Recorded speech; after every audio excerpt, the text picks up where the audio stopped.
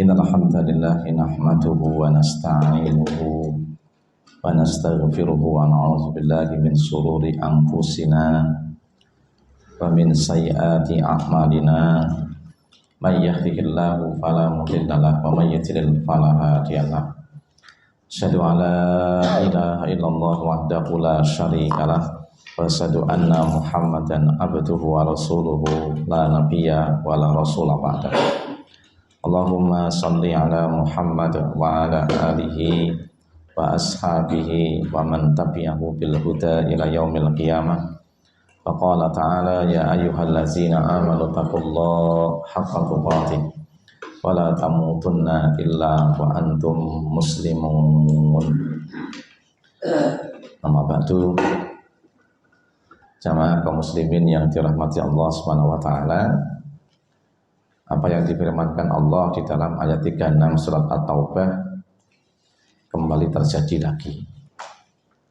Ya, kemarin di Turki ada gempa 7,8 SR yang tewas sudah hampir 5.000. Ini yang tewas sudah hampir 5.000. Kemudian tadi malam jam 00, sekian di Maluku juga 7,8. Nggak tahu lagi ada apa selanjutnya, saya belum lihat lagi beritanya di BMKG. Makanya ilmu yang dipelajari oleh astronomi itu sempat menyampaikan bahwa tanggal 23 Februari itu ada namanya kesejajaran antara planet-planet. Nah, maka supaya orang berhati-hati, banyak berdoa kepada Allah antara tanggal-tanggal menjelang Februari 23 atau setelahnya. Kenapa? Mengingat 26 Desember itu kejadiannya gempa atau bertepatan dengan namanya kesejajaran daripada planet-planet, karena apa? Gesekan daripada gravitasinya sangat luar biasa, sehingga lempengan bagian mana yang sudah paling retak itu yang akan terangkat. Di Turki ini disebabkan oleh namanya lempeng Anatoli yang ada di perbatasan antara Turki dengan Suriah. Yang hancur tidak cuma Turki bagian selatan, tapi juga Suriah bagian utara. Ini seorang ilmuwan Belanda sudah memprediksi 3 jam sebelumnya bahwa akan terjadi gempa di daerah itu antara 7,5 sampai 8. Nah, berarti info neurong di pusat yang Twitter sudah terjadi.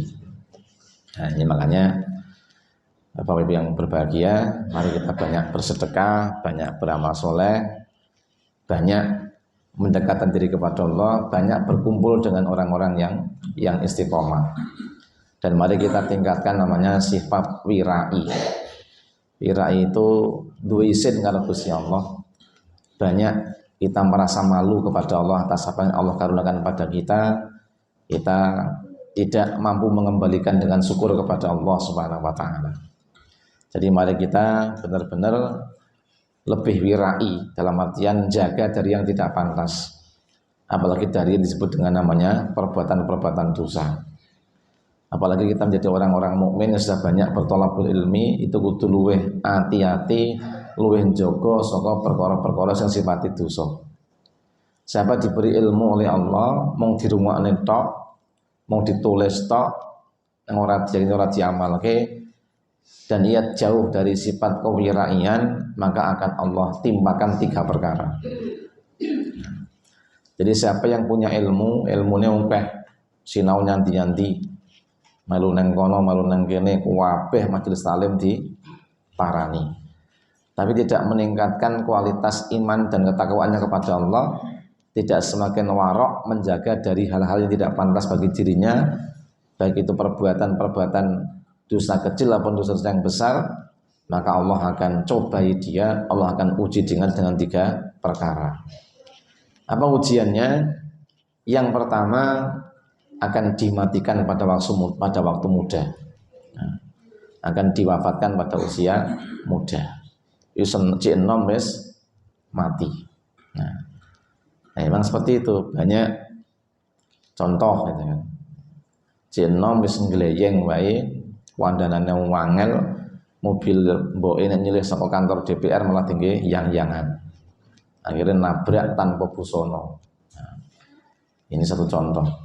Mati muda 16 tahun wis ukut. Ya. Ini contoh. Dan masih banyak lagi trek-trekan, dem-deman, dan segala macam bentuk perbuatan-perbuatan maksiat yang sekarang banyak anak muda lakukan. Ini bisa menjadi jalan kematian di waktu muda. Makna mati muda tidak hanya mati dalam artian ditinggal rohnya pergi, kemudian badannya dikuburkan. Ini bisa makna sekarang itu banyak orang-orang yang hatinya mati. Ya, cahno matine wis do mati saiki. Roh matine dipangan mungkin beda karo saiki. Wong biyen makanannya beda. Rezekine mungkin yo halal, nang sing dituku itu beda. Tapi sing dipangan itu bangsa sing ra cetha-cetha. Nah. Saiki jajane zaman biyen tuh paling-paling mung gethuk. Nah, saiki jajane wis ana ayam apa kuwi. Orang mau geprek itu.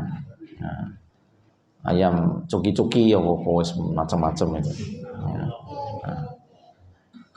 Nah, ayam pokoknya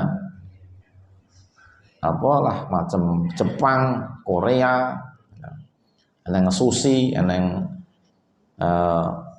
apa kuwi yang mak mentah dipangan apa jenis sushi. Nah, sushimi apa sashimi.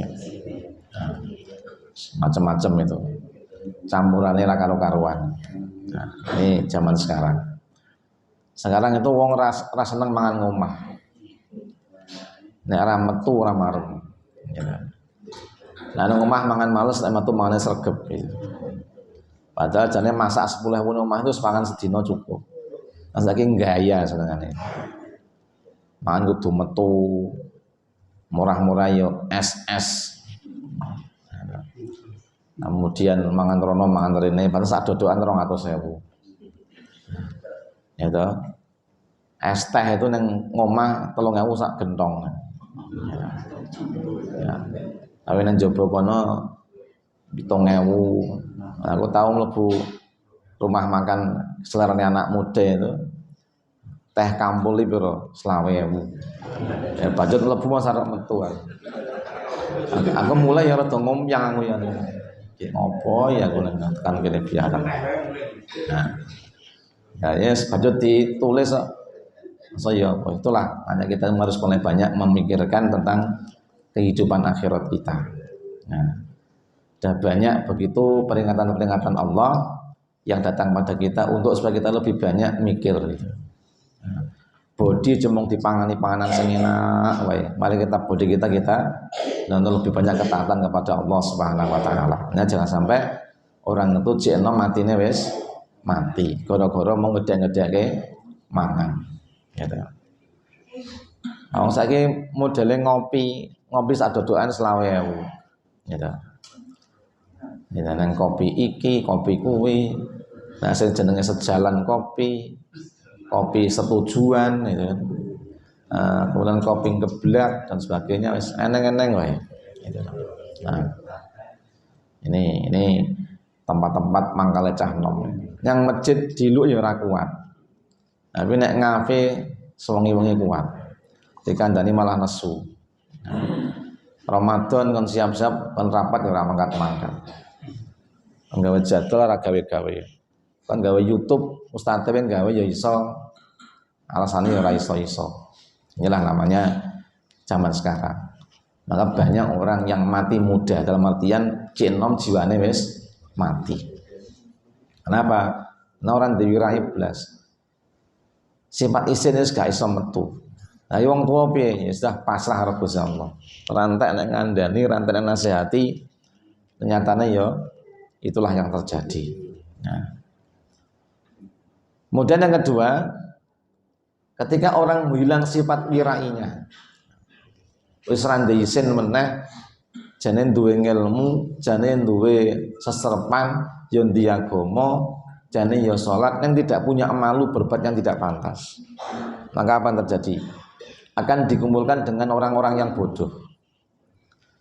Jangan dikira bahwa kumpul wong bodoh itu bukan siksa. Kumpul wong bodoh itu yang marahi mumet itu. Kandanane angel, ya. Sholat orang gagas, yang dikejar cuma kesenangan hawa nafsu, ya. Isinya mau padu, catatan remi salah we padu. Inilah kumpul dengan orang-orang yang nggak jelas. Jadi orang kalau nggak punya sifat wira itu kumpulannya orang genah kabeh. Ya. Neng masjid setengah jam pengajian bokongnya wes obong. Tapi nek bongsone kongko-kongko neng gon-gon sing ora cetha itu mangkat barisak mulai jam 1 ora krasa. Ya. Coba enek wani ra pengajian mulai jam 8 mulai jam 2 wani ra. Nah, coba sampean cakruan tekan jam 3 isuk wani. Hanya apa? Koncone siji wong bodho, loro demit, telu iblis, telu setan. Nah, kuwi nek wis orang disifat wirai. Jadi kalau ketika kita tidak mengamalkan ilmu, itulah yang terjadi. Di sini bangsa sing rakit-rakit kabeh. Mosok sepanjang jalan mulai Adi Sucipto nganti tekan manaan bangsa ngene gak ono sepine. Pengajian di sini ngomong tekluk-tekluk wae. Ngantuk karo merem itu kan. Inilah peringatan Allah. Jadi kalau manusia yang diberi ilmu enggak segera dimanfaatkan dan diamalkan, justru malah mereka menjauhkan dari hal-hal yang lebih pantas bagi dirinya, maka akan dikumpulkan dengan orang-orang yang bodoh. Bodoh itu wong sing ora mikir akhirat. Itu wong sak bodoh-bodoh wong. Sing doyak mung donya, dal donya mati ora digowo. Pengajian rela nggak masuk mengejar duit 200.000. Ya kan? Wah, rumahnya saya Putin emang pedes tok pilih nyambut gawe. Nah, itulah yang terjadi. Jadi ketika orang itu lupa dengan akhiratnya, kaya dunia itu abadi. Terus nyamang neng Turki coba, gedung semua dhuwure leng.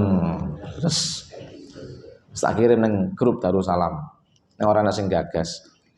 Nah, kalau nanti mak bilang gedung pencakar langit lantai 35 runtuh terus. Nah, di sini piro? Ini dihitung sing ketemu lagi 5.000 kurang sithik itu ya ajar. Gedung wis ini kan ora mung doro karo pitik kan ngono kuwi. Nah, sini wong. Ini ambruk deres. Nah, kemudian juga di Suriah rata. Nah, di Maluku belum tahu, nanti coba kita lihat lagi, nonton di akunnya BMKG, kira korban dan sebagainya.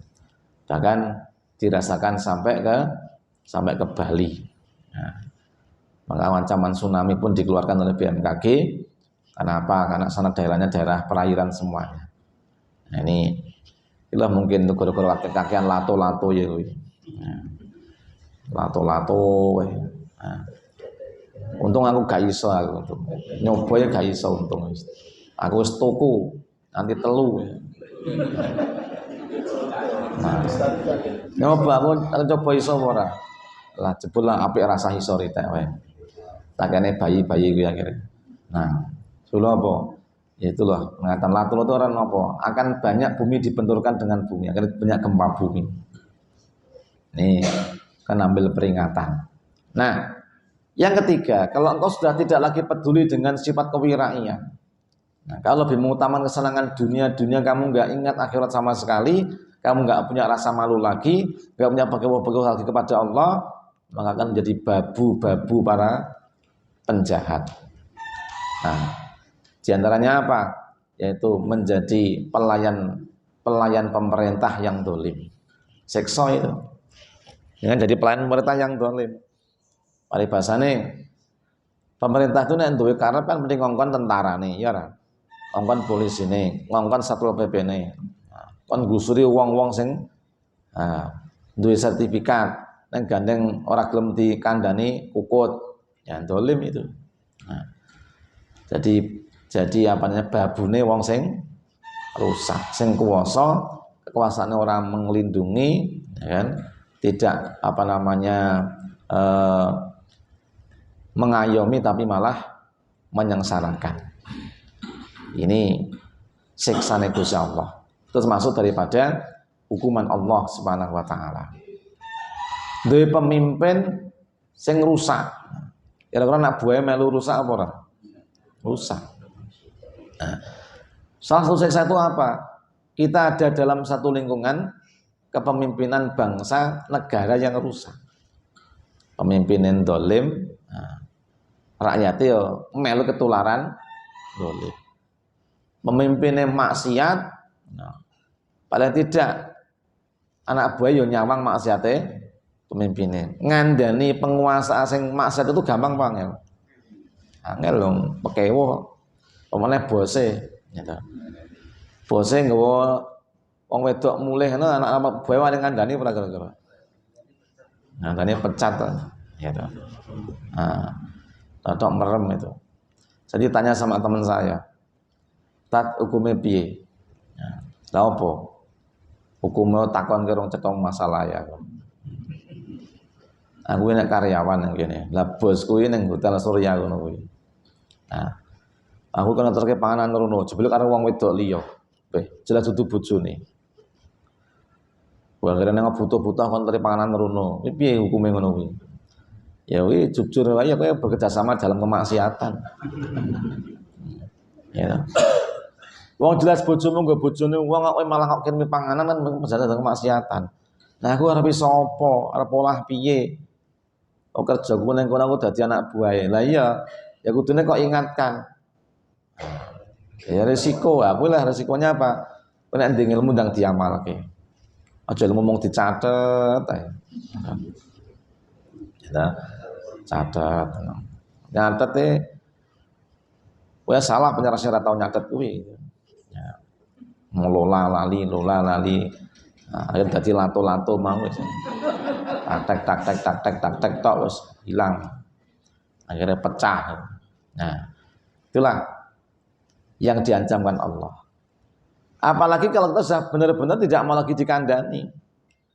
Nah, ketika nanti umat dah tidak lagi dekat dengan para ulama, bahkan tidak mau dijenengi ngaji ilmu fikih, ya sudah. Ancamannya lebih besar lagi. Apa? Banyak kematian mendadak dalam keadaan maksiat.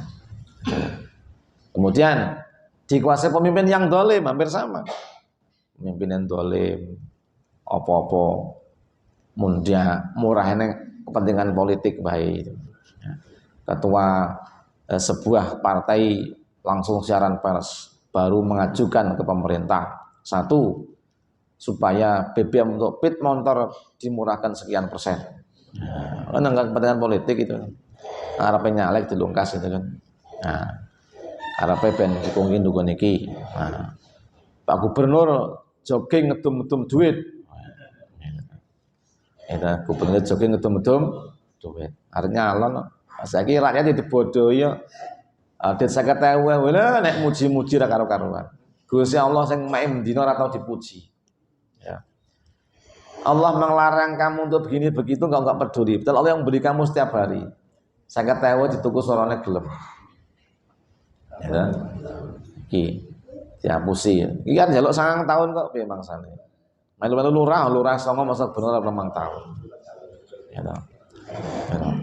Lurah 9 tahun. Emang tahunnya sugih yang ngono meneh 9 tahun itu. Artinya kita harus benar-benar kembali ayo ilmu yang diamalke. Masjidmu wis anyar harus meh dadi. Ya. Udune yo direjake, gemis sithike ra mangkat. Ya. Itu imamnya ra mangkat goleki gemis sithik malah ora mangkat. Nah, yalah makanya kita tantangan gitu. Masjidmu wis apik, ya. Nganggo granito. Ya. Utune masjid apik iki jamaah ya apik. Nek mending masjid elek sing jamaah apik ta masjid apik karena wonge. Ya makanya kita tangan kita. Ayo dakwah siji ngejak siji. Yakin nang siji ngejak siji mesti tambah oke. Nang ngejak sing urung diajak. Ngejak apa gimana Pak Joko nyala kaca. ngejak sing urung diajak. Yo jangan masjid. Nah, aja ngejak Pak Giman.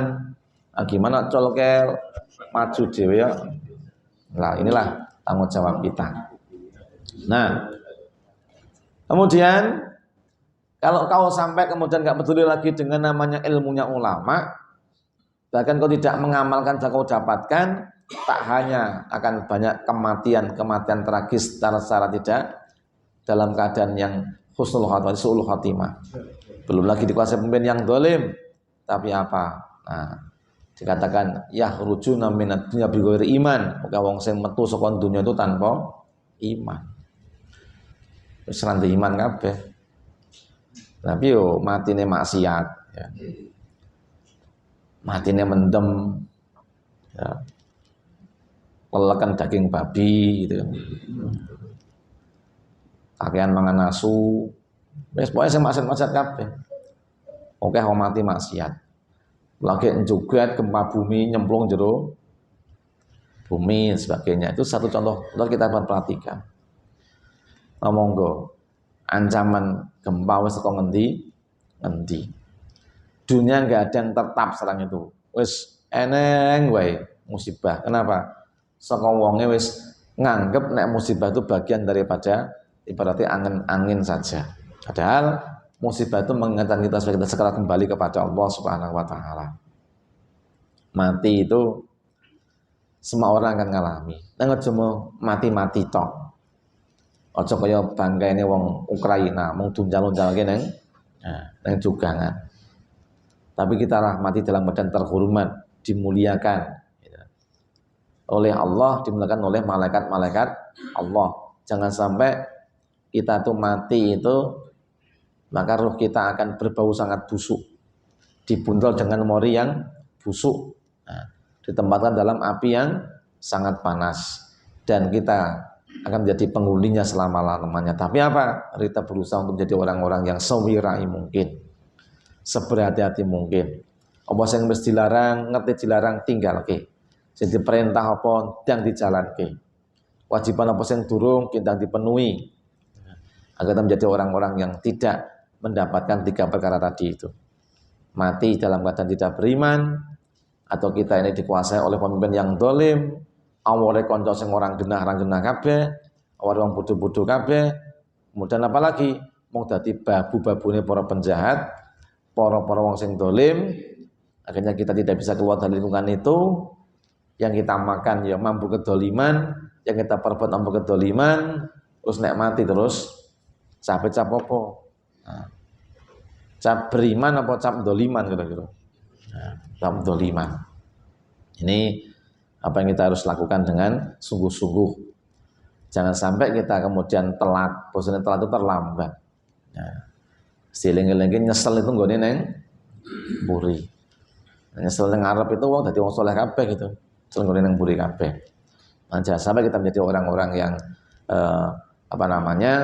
mereka tertekuk lututnya. Nah, bukan karena sujud kepada Allah, tapi tertekuk lututnya karena mereka pasrah bongkoan nompo adab dari Allah Subhanahu wa taala. Ini